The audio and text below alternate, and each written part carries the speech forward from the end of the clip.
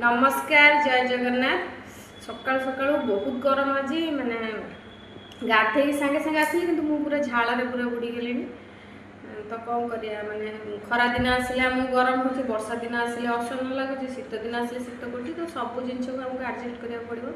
तो सकाल सकाल मुझे देखो ओट्स आ सुजी पिठा, शाग, जह्नी भजा, ये कलरा आलू बड़ी चरचड़ी, जेहेतु माने डाएट्रे आम अच्छु पूरा सबुज पनीपरिया खाऊ, आइष उपर टोटाली ना, सेमितिर भी नॉनभेज आमर गोटे दिन हुए बुधवार दिन, माने से खाती कि मुझे गोटे दिन खाए, तो सेटा भी बहुत कम हो जाइए। कौन करिया माने सब माने समय को नहीं सब जिन करा पड़ो। तो मनीष परिस्थितिर दास, तेणुक एत हेल्थ माने बढ़ीगला सब प्रोब्लेम देखा दूसरी, से आमको माने डॉक्टर कहते माने बहुत कम खाद्य खाइबा, तो बीपी हाई फाई रोचे, तो कथा।